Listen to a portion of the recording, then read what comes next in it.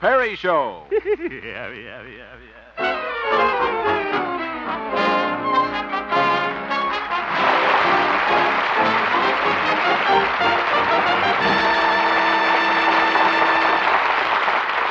And now, Harold Peary as Honest Harold the Homemaker.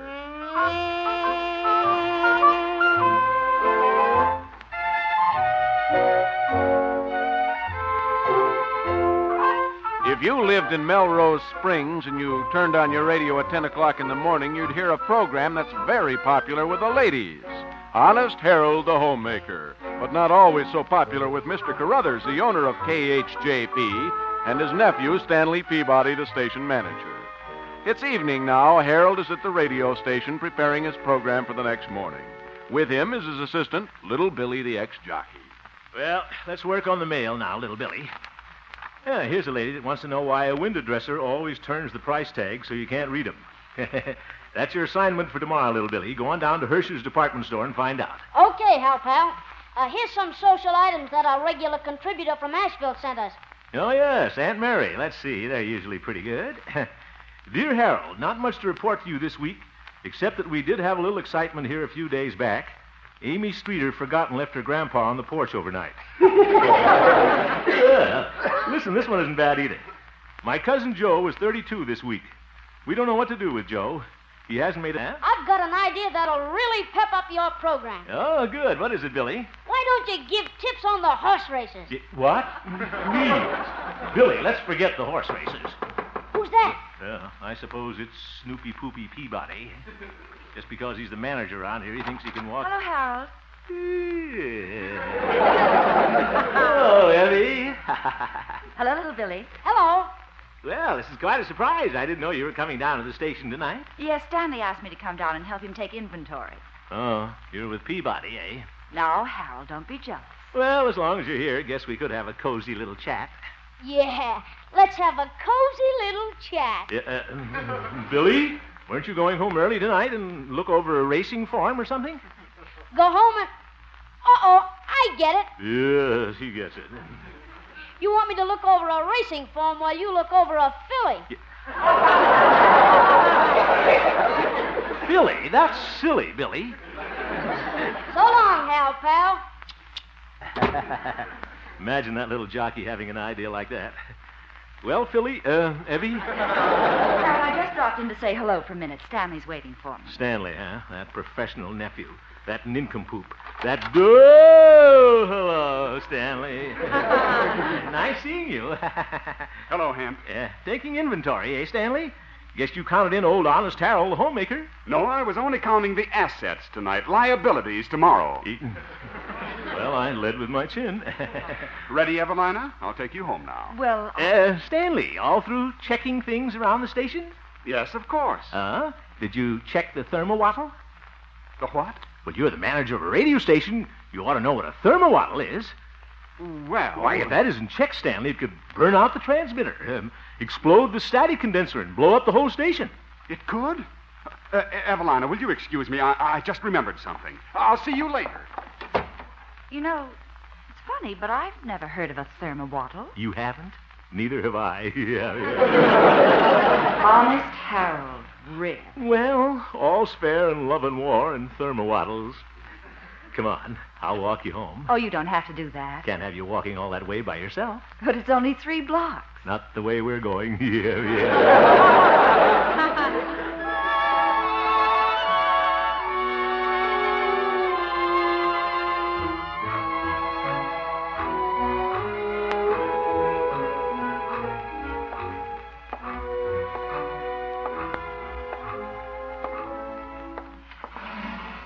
Come in, Harold. Yeah, thanks. We'll have to be quiet. Uncle Doc is asleep. Yeah, dear old Doc Yak. How is the old veterinarian? I suppose he had a hard day manicuring sheep. Sit down, Harold. Guess I'll sit here on the sofa next to you. Oop. What did I sit on? Oh, Encyclopedia Britannica. Aardvark to chromosome. Must have sat on aardvark. Well, this is nice, sitting here with you. Yes, it is. Evie, how about a little kiss? Now, Harold, there's no reason why we can't just sit here and talk. Talk? All right. How are things down at the office, Evie? Fine. Good. How about a kiss? Evie, why haven't you ever married? Oh, I don't know. I suppose I've been waiting for a tall, slender Prince Charming. Oh? Would you settle for a short, chubby homemaker? Harold, you know I'm very fond of you. You have so many good qualities, especially your honesty. Well... But it's important to have a sense of proportion. Sometimes you go off on impulsive crusades about inconsequential things. You tilt at windmills. I do? Last thing I tilted was a pinball machine. I mean, you're like Don Quixote. Don Quixote? Don Quixote was a character in one of the great novels about old Spain. He was a crusader, too. Oh. He saw every windmill as an imaginary enemy and went charging into it with his lance. Oh, I wouldn't do that. Besides, there aren't any windmills in Melrose Springs. Oh, dear, I guess you'll never change. Evie, would it make any difference to you if I did? Well, it might. Well, if it means so much to you, I'll reform. No more tilting pinball windmills. Do you really mean that, Harold? You bet I do. You know you mean an awful lot to me, Evelina. Remember when I used to sing this to you? Evelina, won't you ever take a shine to that moon? Remember? Evelina, ain't you bothered by that bobolinks tune? Tell me how long you gonna keep delaying the day. Don't you reckon it's wrong, trifling with your honey this way? Evelina, won't you pay a little mind to me soon? Wake up, the earth is fair, the fruit is fine, but what's the use of smelling watermelon, clinging to another fellow's vine?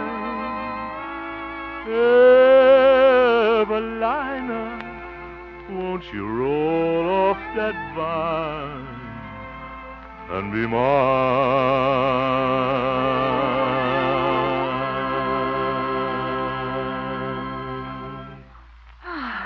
That was nice, Harold. You like it? Great.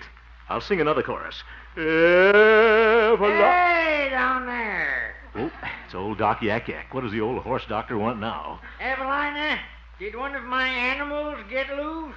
Why, no, Uncle. Thought I heard a jackass braying in the fire. I've been insulted. Good night, Evie.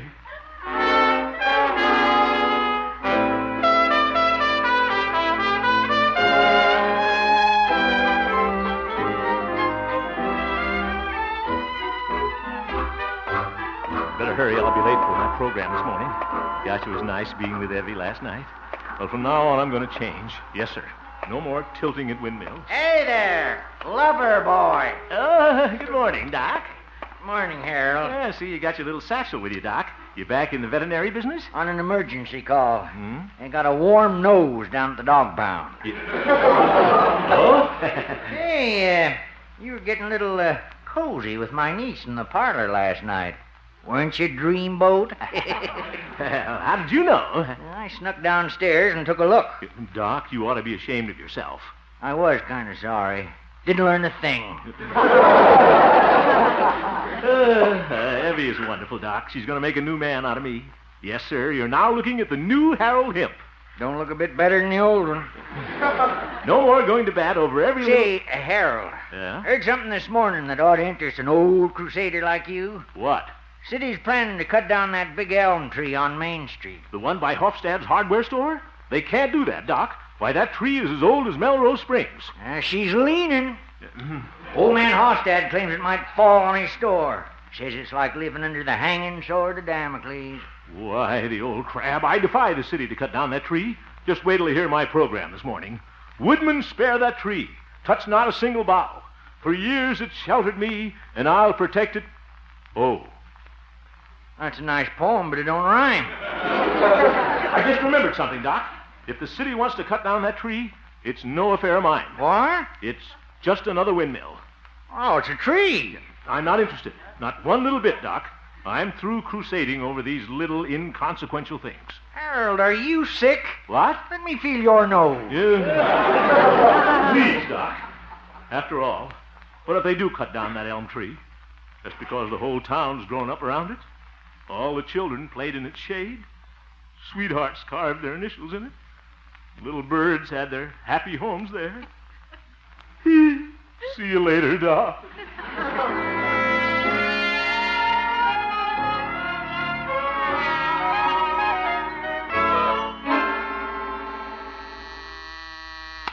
Good morning. This is Station KHJP, the station of the friendly frost warnings. Honest Harold the Homemaker will be on in 20 minutes. I think. Off again, on again. Harold, they ought to call him. Well, good morning, Glory. Good morning, Mr. Hemp. I've got some good news. You're going to have some new spot announcements on your program. Well, that's good. Who's the sponsor? Smiling Sprocket's Pawn Shop. You know, be happy, hock it with Sprocket. Yes. I pawned my mandolin there once. He learned how to play it better than I did. Oh, Mr. Hemp, I saw something in the paper this morning I think you ought to know. What's that? The city council vetoed the appropriation for pigeon feeding in Boomer Park. What? Why, those hard-hearted, nickel-nursing anti-pigeonists? They'll hear from Harold Hemp. Oh, I knew the pigeons could count on you. Yeah, absolutely. Just wait till I get on the air. I'll... Oop. No, I won't. I mustn't be a Don Quixote. Don who? Gloria, haven't you ever heard of Don Quixote? Oh, sure. I love his rumba music. Yeah, he plays like a windmill. See you later, Gloria. Oh, Mr. Hemp, I forgot to tell you. Mr. Peabody wants to see you in his office, and right away. Oh, he does, eh? Getting to be a habit. Well, all right. Bet he's mad because I sent him after thermowaddle last night. Guess he found out there's no such thing. I don't know why I do things like that to Stanley. Yeah, I guess he'll read the riot act to me. Well, might as well go in and face the chin music. Well, good morning, Stanley. Hello, Hemp. Sit down. Yeah, thank you. That was pretty clever of you last night, sending me to look for that thermowattle. Well... It took me 2 hours, but I finally found it. You did? I wonder what it is. But that wasn't what I wanted to see you about. Oh? Hemp, as you may be aware, my uncle, Mr. Carruthers, and the owner of this station, is attaining his 65th birthday next week. Good. The old skinflint. Obviously, an event like this calls for a celebration of major proportions. I want to make this a day that will burn forever in his memory. Something that will give him a real glow. We could set fire to his beard. This celebration must be well thought out, well planned. And an idea just popped into my head. It's going to be awfully lonesome in there. My idea has to do with Boomer Park. Boomer Park. As you know, the park was named after General Boomer, a very vague figure in the history of our town. Vague? Well, I wouldn't In view of the many civic contributions my uncle has made to Melrose Springs, I propose our city change the name from Boomer Park to Carruthers Park. What? And, of course, replace that statue of General Boomer with one of Mr. Carruthers. Peabody, I won't stand for that. General Boomer was a great man. Why, he founded Melrose Springs. But the name is still going to be changed to Carruthers Park. Over my dead body. That will be a pleasure. Oh? But starting this morning, you will convince your listeners that you are heartily in favor of the idea. That's an order. You ought to be ashamed of yourself trying to put something like this over on the people of this town. I won't do it. It's against my principles. Honest, Harold, this is no time for one of your stupid crusades. Don't you call crusades? Oh, I almost forgot, Evelina. What? Stanley, Yes. I despise myself for this. but I'll do it. Good. But I want you to know, Stanley, I'm only doing this for love. Harold. Not you, Peabody. I hate you.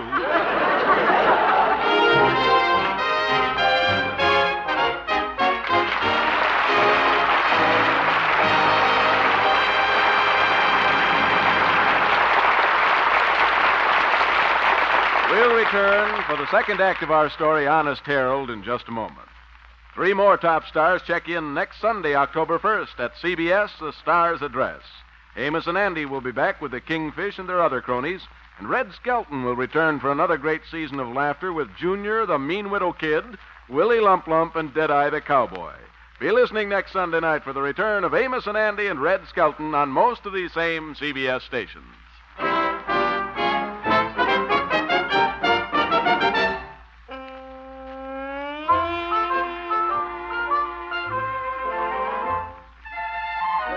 Well, back to Honest Harold, who's a little unhappy at this moment.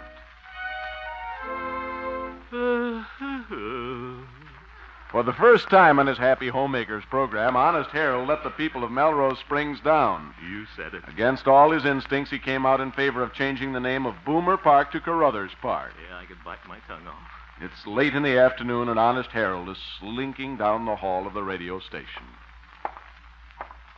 Good night, George. Probably didn't hear me. Good night, Jerry. Must be busy working on those W-4 forms. Good night. Snob. You might as well face it, Honest Harold. Ever since your program this morning, nobody's speaking to you. Good night, Harold. Good night, Peabody. There goes one windmill I ought to tilt. Relative. Yes, Gloria? Oh, gee, everybody's sure mad at you. Yeah, I'm aware of that, Gloria. Mr. Feeney called from the post office. There's a stack of letters there for you already. He said some of them threaten mayhem. What's that? Never mind, Gloria. Well, I think I'll run over and see Evelina. Mr. Hemp, do you want me to take the calls that come in for you? No, better not, Gloria. You're too young to hear that kind of language.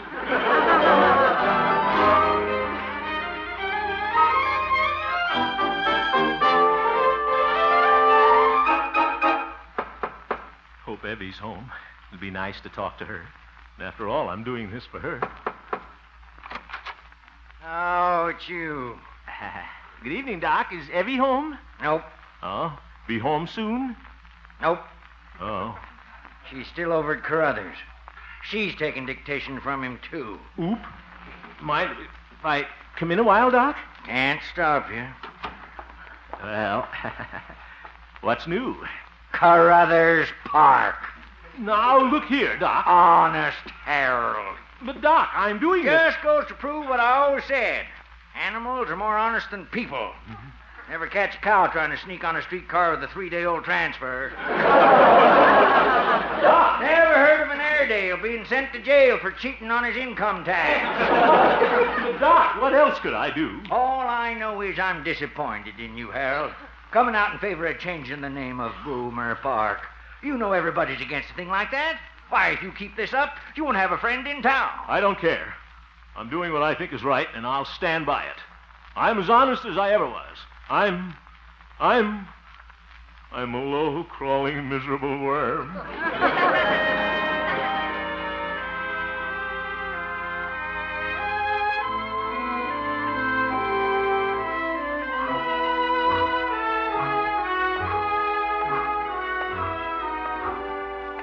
I ought to go home.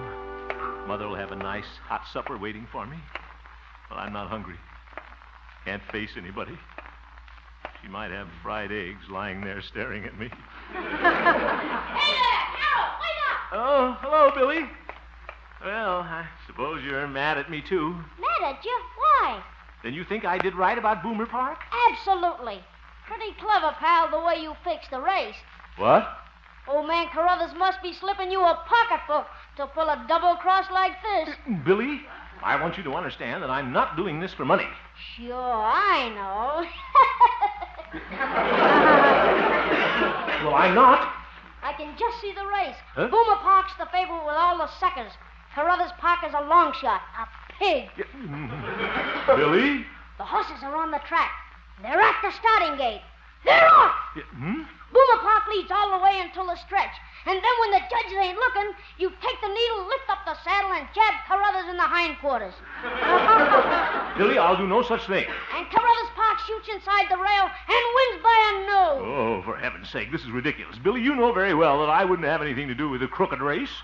Well, maybe it ain't a crooked race, but I just hope they don't give you a saliva test.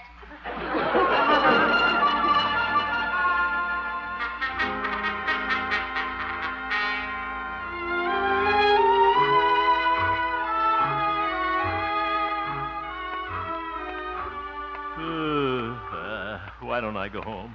I'll have to go home sometime. Why did I pick some other place to walk? Boomer Park. If anybody sees me here, I'll get shot.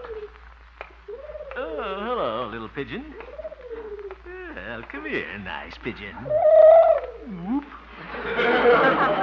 Flew away. He's mad at me, too. What am I going to do? Who's that? Oh, General Boomer's statue. Hello, General. How are things? Just think. Been sitting on that horse for 80 years. Must be getting saddle sore.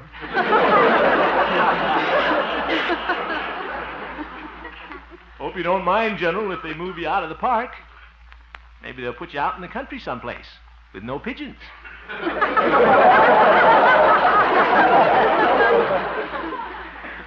Hate to do this to you, General, but it's for love. You must understand about love. You had 11 children. Gosh, General, put yourself in my place. A man's got to be sensible sometimes. Got to play it safe. You'd do the same thing, wouldn't you? Wouldn't you? No. No, you wouldn't. I read about you in the Civil War. At the Battle of Antietam, you didn't say, let's play it safe. You said, follow me, I'm moving up. And at Stone Mountain, you didn't say, let's be sensible. You said, it's now or never, boys. Follow me. And at Missionary Ridge, did you say, let's run away today and fight tomorrow? No, you said, are you with me, boys? I'm going forward. And you won. General Boomer, I won't let you down. Tomorrow morning, Honest Harold is moving into battle. Pigeons, fellas, follow me.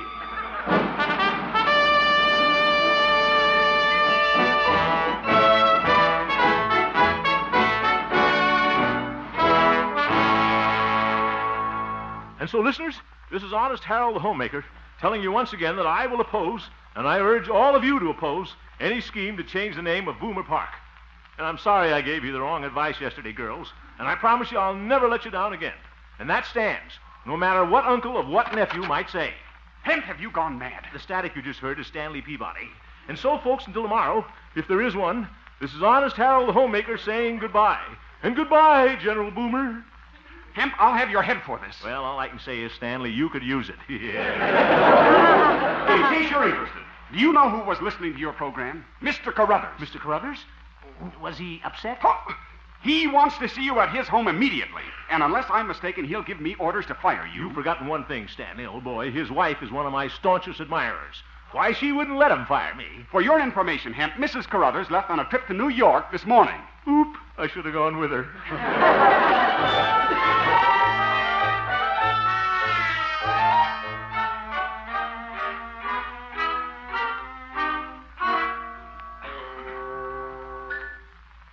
Well, here's Carruthers' mansion. Big. Looks more like a medieval castle. Probably has a torture chamber in the cellar for ex-employees. Door's opening. Sure needs oiling. Come in. So does he. Thank you. Big butler. So you're the butler here, eh? Well, how do you like butling? Must be a silent butler. I'm here to see Mr. Carruthers. Down the hall. Down the hall. Thank you. Thank you very much. Wonder what he charged to haunt the radio station. Sure is a long haul. That big tapestry. What's that? And these knights in suits of armor. Wonder if they used to get 2 pair of pants for those suits. This must be his study. Come in. Mr. Carruthers? Mr. Carruthers, you'll address me by my military title, sir. Major. Major? That's right. Major Aloysius Carruthers, Light Horse Cavalry, 3rd Platoon, National Guard. Who are you? Harold Hemp, BPOE reporting, sir.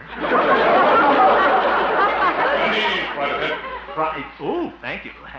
You the young fellow who has a program on my station? Yes, sir. Honest Harold the Homemaker. Songs, household hints. Why hint? Come right out and say what you mean. Oh, yes, sir. I'll do that. Why doesn't the old boy fire me and get it over with? How are things at the station? I may inspect there one of these days. Ready for inspection? Always be ready for inspection. Keep your shoes shined. Never volunteer. Remember that. Yeah. Oh, brother. Try a life and live off the country.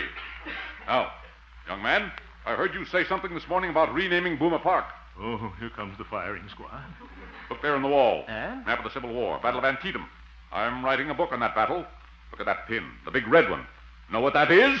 A USO unit? That, sir, is General Boomer. Who? General Martin P. Boomer, one of the greatest tacticians of the Civil War. General Boomer? Follow me, I'm moving up, Boomer? His words exactly. Ah, remarkable soldier. And that ant-brained nephew of my wife wanted to rename Boomer Park after me. Doesn't he know the difference between a major and a general? I'll explain it to him, sir. Right. Go back there, Hemp, and shake up that outfit. Tighten things up. Tell him to prepare for inspection. Yes, sir. It'll be a pleasure. Honest Harold, you're dismissed. Dismissed? Oh, you mean I can go?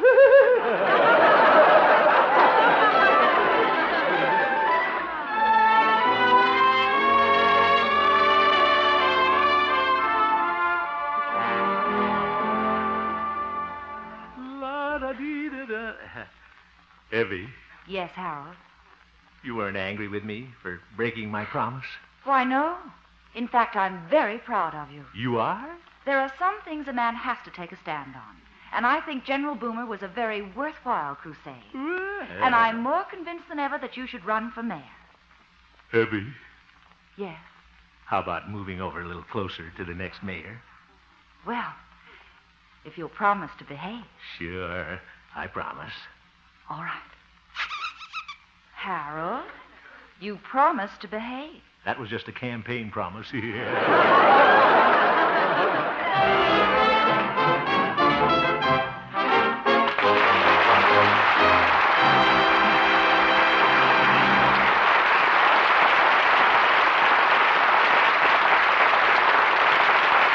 just heard the Harold Peary Show, Honest Harold.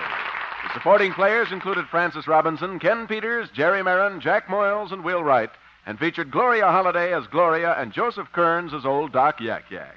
Norman MacDonald directed, and the music was composed and conducted by Jack Meakin. Tonight's script was written by Gene Stone, Jack Robinson, and Dick Powell.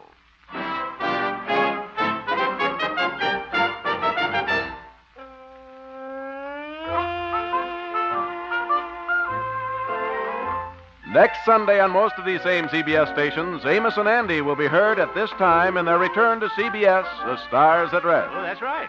The Harold Peary Show will next be heard on Wednesday night, October 4th. October 4th. That's a week from this next Wednesday. Remember that, folks. The night Bing Crosby also checks in at The Stars at Rest. Well. Be sure you're listening for the next Harold Peary Show a week from Wednesday on most of these same stations. Don't forget it. Stay tuned now for Percy Faith's Orchestra, which follows immediately over most of these same stations. This is CBS, the Columbia Broadcasting System.